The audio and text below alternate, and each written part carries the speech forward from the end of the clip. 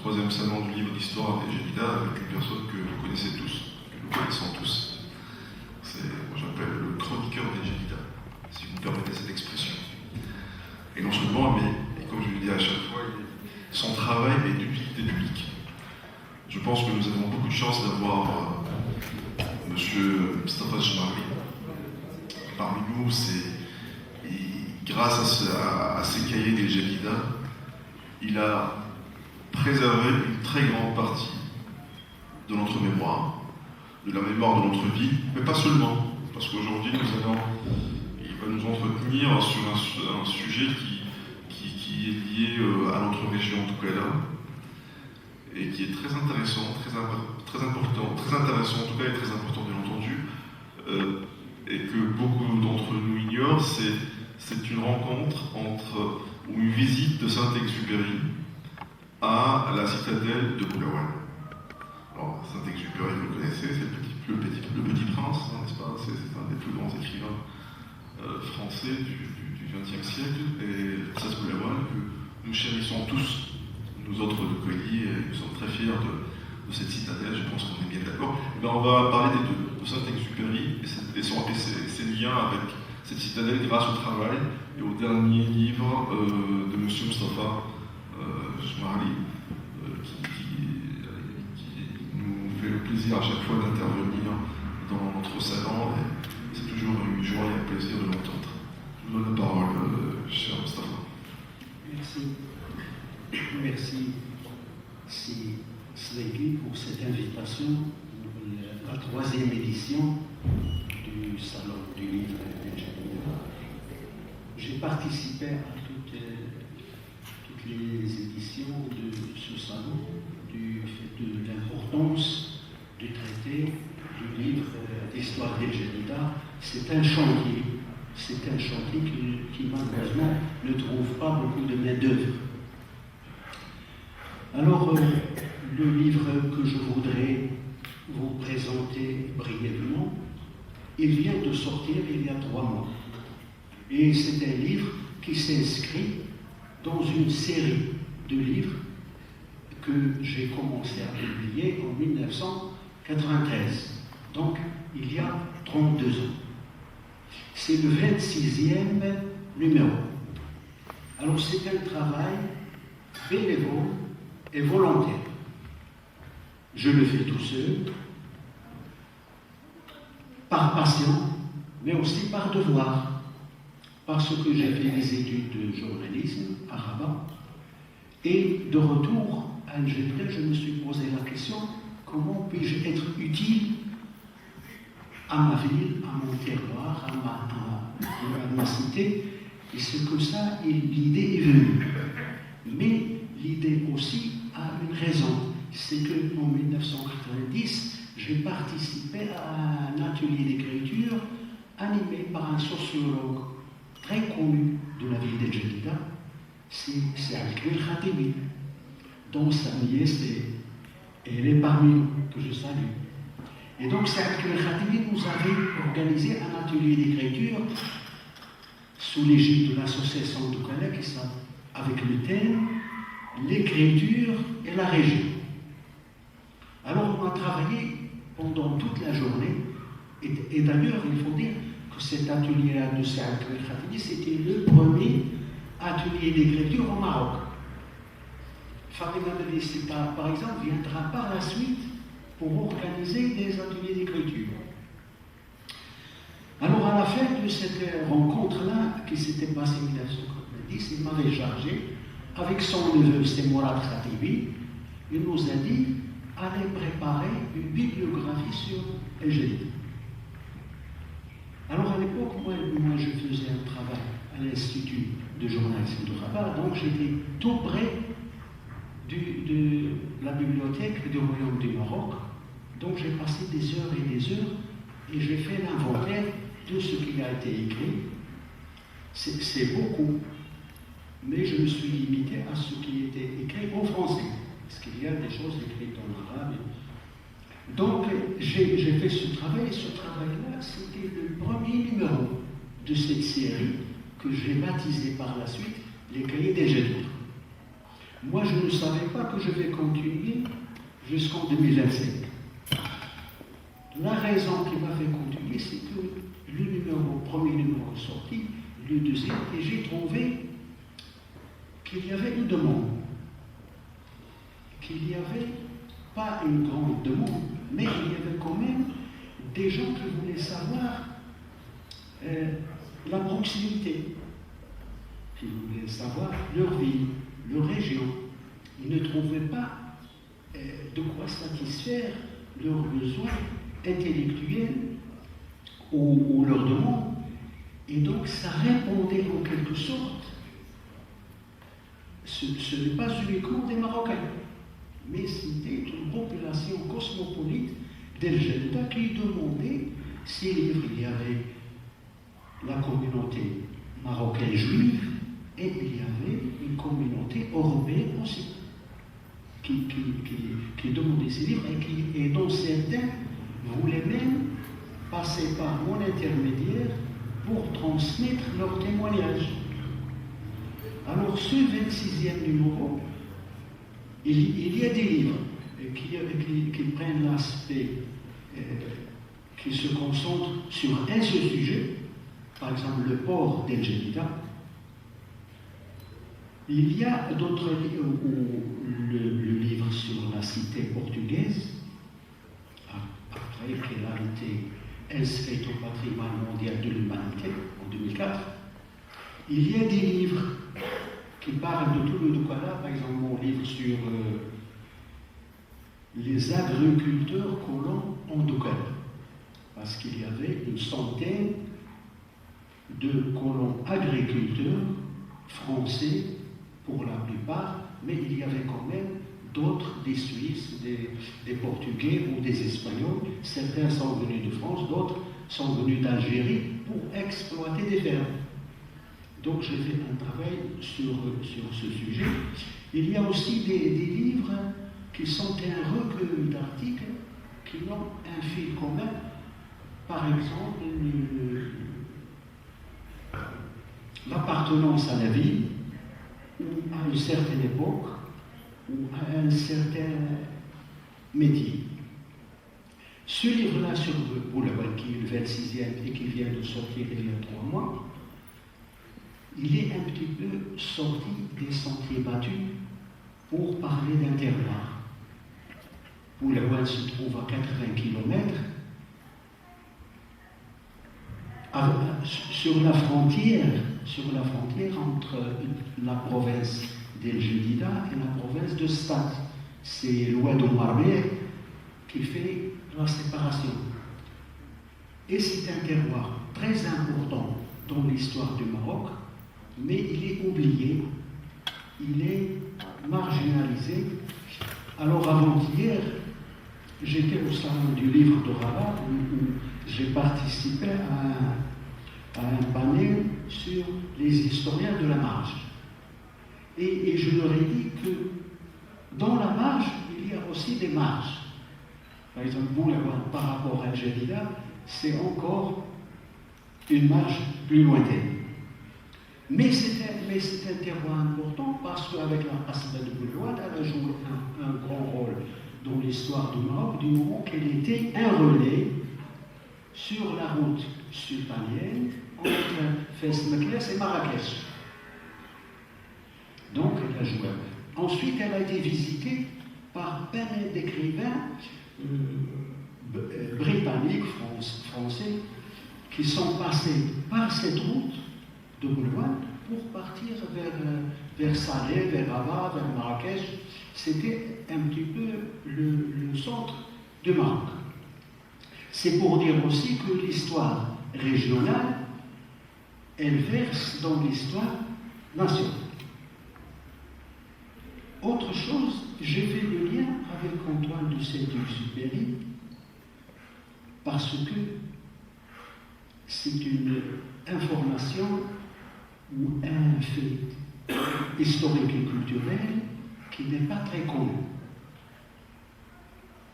La visite de Saint-Exupéry à la Qasba de Loin a été effectuée en 1927. Et à l'époque, Antoine de Saint-Exupéry habitait à Casablanca, à l'hôtel Exception. Et il faisait le trajet du courrier du Maroc vers le Sénégal. Il prenait le relais d'un autre aviateur et il était resté. Il a passé plusieurs années au Maroc, Antoine de Saint-Exupéry, mais pas de façon suivie. Alors, en 1927, il avait du temps où il avait repéré Bourgoin déjà en passant au-dessus par son avion, et il est parti sur les lieux où il a rencontré le Qaïd Touzi, le Qaïd de la tribu des Hamnets. Alors cette information, elle était publiée dans une revue qui s'appelait, qui ne paraît plus, une revue parisienne, Arabie, avec S à la fin. Et cette revue qui ne paraît plus, il y avait un article sur Antoine de Saint-Exupéry, mais pas sur la Asbel. Elle parlait en général de voilà ce qu'il a fait, où il était, ses livres, ce qu'il a écrit. À l'époque, il a commencé à écrire, il n'avait pas encore cette aura et cette renommée qu'il va avoir par la suite. Maintenant, Antoine de Saint-Exupéry est traduit en 300 langues et dialectes. C'était un écrivain mondialement connu. Alors, il a fait cette visite en passant par Algérie. Il a pris le déjeuner chez le baron de Luce. On avait un baron qui habitait à l'entrée de la ville. C'est là où il y a maintenant l'internat de l'OCP. Alors cet internat de l'OCP, avant, c'était l'immeuble du baron de Luce et il se trouvait tout seul sur la route. Il n'y avait pas encore ces constructions qu'on voit maintenant. Alors le baron de Luce, il a reçu, et c'est la petite fille du baron qui m'a raconté cet épisode que j'ai mis dans le livre. Ensuite, l'un des descendants d'Antoine de Saint-Exupéry, il dit que dans le courrier et dans les archives d'Antoine de Saint-Exupéry, il a trouvé une lettre où il parle de sa visite à la Asba de Bourgoin et de sa rencontre avec le Qaïd Touzi. Quand il est allé sur place, il a été ébloui par le paysage, par ce qu'il a vu, par le silence total et absolu de cette région, par sa beauté. Il a été totalement... Et lui, il aimait les châteaux déjà en France, et il trouve un autre château marocain avec l'architecture marocaine et dans un endroit totalement fascinant. Alors il a été ébloui par cette visite, et il le dit lui-même, et cela lui a donné l'inspiration de son livre posthume qui va être publié après son décès en 1988. Il est décédé, comme vous le savez, son avion a été écrasé dans la Méditerranée, et après, c'était son épouse qui a publié Citadelle. À la différence de tous ses livres, parce que Antoine de Saint-Exupéry, il parle dans ses livres d'aviation et d'avion. C'est le seul livre où il parle de méditation, de philosophie, de réflexion. C'est comme chez nous en arabe, c'est un petit peu, ça ressemble. Et c'est un livre aussi qui va être écrit en grande partie au Maroc. Parce qu'à Casablanca, Antoine de Saint-Exupéry, il était l'ami du docteur Comte à Casablanca, à Anfa, quartier Anfa, qui dirigeait une clinique. Et chaque fois que Antoine de Saint-Exupéry venait à Casablanca au Maroc, il s'installait chez le docteur Comte. Alors toute l'histoire, elle est dans le livre. Et il s'installait chez lui et il écrivait. Il écrit. Et c'est c'est un livre qu'il a gardé de 1927. Chaque fois, il écrivait, chaque fois, il écrivait, chaque fois, il écrivait quelque chose. Je ne sais pas s'il a voulu le publier de son vivant ou pas. Parce que tout ce qu'on sait, c'est que le livre a été publié après sa mort. Le livre, comme je l'ai organisé, c'est un livre collectif. Collectif parce que pour faire connaître la région de Boulouin, si je l'avais fait tout seul, je me serais concentré sur, par exemple, l'histoire. Mais là, il y a 3 volets. Il y a un volet littérature, il y a un volet historique, et il y a un volet scientifique avec la faune, la fleur. Certains professeurs de la faculté ou du CPR y ont contribué. Pour le volet histoire, il y a des notices des écrivains et des historiens qui sont passés à Boulouin déjà au XVIIIe siècle, comme Lamprière, et puis après il y a Edmond Doutet. Tous ces historiens sont passés par Boulouin. Pour le côté littéraire, il y a bien sûr Antoine de Saint-Exupéry, il y a aussi Boutet, un journaliste français qui travaillait la Vigie marocaine à Casablanca, qui a écrit La fin de Boulouin. Il y a aussi les films, la série Hercule Poirot. Hercule Poirot, l'un des films a été réalisé à la Casbah de Boulouin. Et ensuite, il faudrait aussi dire quelque chose à la fin de cette petite intervention. Et c'est que, en parlant de Boulouin, on a un terroir local, mais aussi qui a joué un grand rôle au niveau national, mais qui, par l'intermédiaire de Saint-Exupéry, s'inscrit dans l'histoire universelle, culturelle universelle. Et c'est aussi pour dire que le Maroc, il a une certaine paternité sur cette œuvre qui est née de cette visite de Saint-Exupéry à la citadelle de Boulouin. Et merci.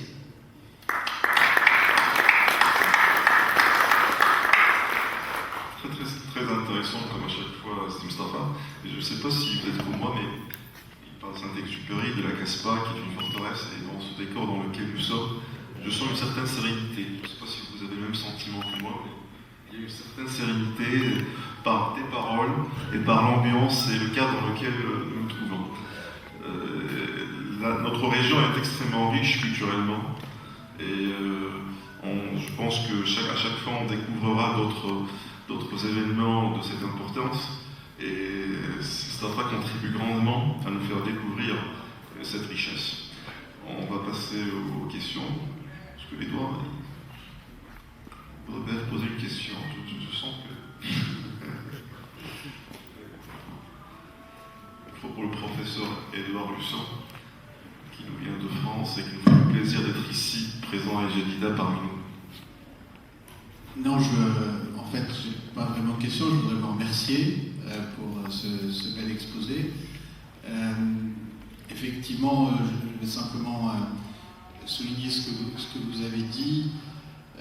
Ça m'a fait penser au fait que Goethe, un poète allemand, dit qu'il n'y a pas de littérature autre qu'universelle, quelle que soit la langue dans laquelle elle est écrite. Et en fait, ce que vous nous avez raconté, c'est l'histoire inattendue, inconnue, mais pour l'instant, ça va être connu grâce à vous, de la jeunesse d'une œuvre, qui est effectivement une œuvre publiée de manière posthume, qui est aussi l'œuvre la plus atypique de Saint-Exupéry par rapport aux autres ouvrages que vous avez cités, où parle le tellement connu Petit Prince que finalement il a échappé à son auteur. Et donc j'ai trouvé passionnant ce que vous avez dit, parce que effectivement on ne connaît pas cette histoire. Moi je vais la faire connaître. J'ai une question très naïve. Est-ce que le Citadelle a été traduit en arabe? Non, malheureusement. Parce que c'est un livre qui n'est pas très connu au Maroc. Je ne sais pas en français ce que Citadelle par rapport aux autres livres d'Antoine de Saint-Exupéry est connu ou pas. C'est-à-dire, comme vous avez dit, comme c'est un livre où Saint-Exupéry donne beaucoup de lui-même et de sa pensée, et comme on en a fait, pas simplement un écrivain, on en a fait aussi un des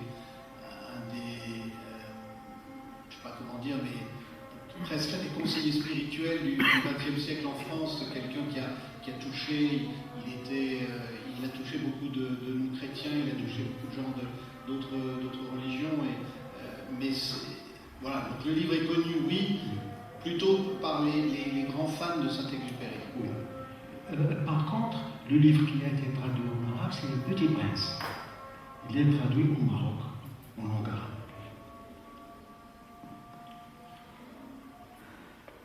D'autres questions? Monsieur le professeur Robin. Non, juste une question technique. Les sources, vous avez dit que vous en avez dit un peu, mais pas assez. C'est-à-dire, quelles ont été vos sources? C'est uniquement des récits de personnes, ou est-ce qu'il y a aussi des sources écrites en français ou en arabe? En général, ou pour ce livre? Pour ce livre. Pour ce livre-là, il y a des sources historiques, il y a des historiens, surtout français, comme Edmond Douté, comme d'autres, Lamprière par exemple, qui ont laissé des livres. Il y a aussi pour des articles de presse, il y a pour la source, par exemple, comment Antoine de Saint-Exupéry est passé au Maroc, ou bien à la Qasba de Boulaouane, eh bien, il y a les archives d'Antoine de Saint-Exupéry d'après ce magazine-là arabe. Il y a aussi les témoignages, pas beaucoup. Il y a seulement celui de la petite fille du baron de Leusse, et qui, elle, était au courant et qui m'a raconté que Antoine de Saint-Exupéry est passé entre le déjeuner chez eux et puis partir vers Boulaouane. Et moi, je pense que le baron de Leusse, il a aussi été pour quelque chose dans cette visite. Pourquoi? Parce que le baron de Leusse était un gradé de l'armée française au Maroc. Et il avait pris sa retraite. Et il s'est installé à Jeddah. Donc certainement, il a joué un rôle pour faciliter le contact avec le Qaïd Tounsi sur place qu'il a reçu. Et il a été, Antoine de Saint-Exupéry, il dit qu'il a été fasciné par les deux, par la forteresse et par le Qaïd lui-même. D'ailleurs, dans Citadelle, il parle beaucoup, comme vous avez dit, du prince, et peut-être qu'il y a une certaine insinuation au Qaïd Tounsi. D'ailleurs, dans le livre, un universitaire français, Gérard Chalal, qui a collaboré avec nous pour ce livre et qui habite à Azov, c'est un enseignant qui a enseigné au collège d'Azov et qui, après sa retraite, et il est resté jusqu'à nos jours à Azov. Il a, si vous voulez, analysé Citadelle, et il a essayé de voir quels sont les liens avec la Qasba de Boulaouane. Juste pour la petite parenthèse, nous avons la chance d'avoir parmi nous ici présente l'épouse d'un descendant du Qaïd Tounsi qui est juste, Khadija Rabaoui, qui est juste derrière. Voilà. Donc quoi, nous lions l'histoire, voilà. Nous lions l'histoire. On peut l'applaudir. C'est une histoire, mais c'est la réalité aussi, puisque ce Qaïd a toujours des descendants et c'est une des plus anciennes familles des Doukala. Très intéressant, cette histoire comme à chaque fois. Parce qu'il y a encore l'Azawia Tounsi. Tout à fait, qui d'ailleurs, je pense qu'ils sont en train d'arriver. Tout à fait, la Zawiya Tounsi, parce qu'il y a la citadelle, mais il y a la Zawiya. La Zawiya, c'est une école. C'est une école qui est très importante, une des plus importantes et plus plus historiques au Maroc et que je pense qu'on est en train de réhabiliter. C'est une famille qui a allié le savoir et le pouvoir, si on peut appeler ça comme ça. Moulay Ali, si vous pouvez lui donner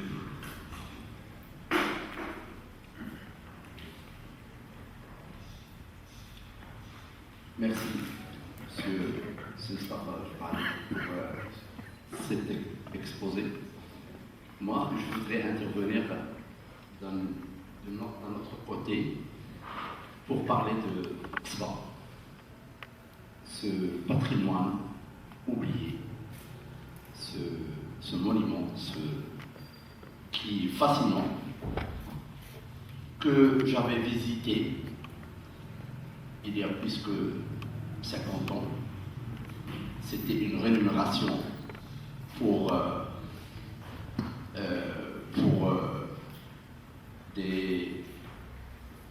des élèves au collège Mohamed Rafi. À l'époque, c'était donc les admis, ils ont été faire une excursion à Ksba dans les années 70, début des années 70. Et après 50 années, je me suis retourné pour la revisiter. Je l'ai trouvée dans le même état, malheureusement. Même état de décadence. Le même état de... C'est un monument vraiment avec cette architecture, avec ce paysage, avec son histoire, sa grande histoire bien sûr, la grande histoire avec le Maroc des années, des conflits, des tribales entre Al-Hamna et Dukala et l'instauration de Aïd Tounsi par le sultan pour calmer ce conflit entre Hamna et Dukala et bien sûr ces chauffats qui sont disparus, Idriss disparu, qui sont issus du Sahara, c'est disparus, qui porteurs du livre, disparus porteurs du livre, les Tunisiens. C'est parce qu'ils avaient ils étaient privilégiés, c'était des gens qui sont bien respectés par la monarchie. Donc, le monarque, le sultan, lui a confié cette intervention de calmer Bon, avec le monument, et il y a aussi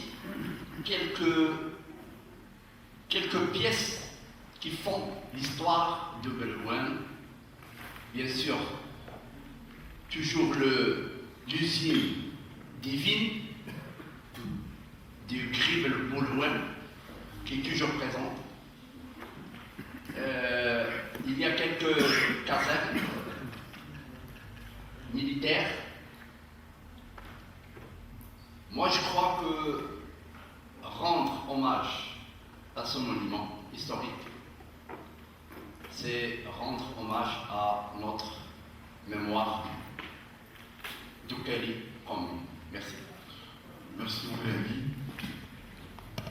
Non, je voudrais ajouter autre chose, c'est qu'on a beaucoup parlé de la Kasbah, mais Belouane, ce n'est pas seulement de la Kasbah. D'ailleurs, dans le livre, on parle des trésors cachés encore dans cette région de Belouane, parce qu'il y a la ligne de chemin de fer, il y a encore les vestiges, il y avait la gare de Belouane qui venait de Bachi, et il y avait encore la ligne Mazagan-Dar-Qaïd-Tounsi avec une gare du train à Dar-Qaïd-Tounsi. C'était dans les années 26, 27, 28. 1926, 27, 28, c'était les rails militaires 060 réduites. Et pour voyager, il fallait une autorisation de l'autorité militaire. Mais c'était surtout pour la France, on avait pensé, parce qu'au début, il n'y avait pas assez de routes pour la troupe, pour le transport des marchandises, pour drainer la production agricole vers le port. Donc il y a encore des vestiges de la rail et des gares. Il y a aussi d'anciens cimetières. Il y a également des caves souterraines. Il y a aussi la première expérience de station agricole. Et ici, Bouhlel, ici, il connaît ce domaine parce qu'il avait travaillé dans la région comme responsable à l'office de mise en valeur agricole. Il y avait des Français qui s'occupaient de l'expérimentation agricole là à Boulouane. Donc il y a encore pas mal il y a la forêt. Il y a pas mal il y a, comme on dit, sur la vigne, le vignoble. On n'a pas assez d'études. Est-ce que ce vignoble, il est de la période portugaise, ou il est venu avec les colons algériens, ou bien c'est les deux, mais il y a encore vestiges des caves Ouéouane. Donc ce sont des trésors cachés et qu'il faut découvrir. C'est pour cela que le livre il est divisé en 3 volets: littérature, historique et la faune aussi. Il y a un professeur qui parle du renard, de sorte d'oiseau, le faucon. Il y a un faucon spécial, et dont son nom dans le livre, qui habite dans quelques trous de la muraille de la Rasma de Boulouane, qui existe encore, et c'est un professeur de la faculté des sciences qui a fait son étude sur cette espèce-là. Merci. Merci beaucoup, Mustafa, c'était très très intéressant. Je pense qu'on va arrêter pour ce soir, et je vous donne tous rendez-vous, Inch'Allah, demain à 10h avec le professeur Oberlin, qui, si vous permettez, qui est un des plus grands spécialistes au monde de la chirurgie de la main, et qui a intervenu tout au long de sa carrière dans toutes les zones de conflit au monde, y compris à Gaza. Et il va nous entretenir sur le Hamas et le droit international. Voilà. Alors je vous donne rendez-vous demain à 10h30 ici. Merci beaucoup et bonne soirée à tous.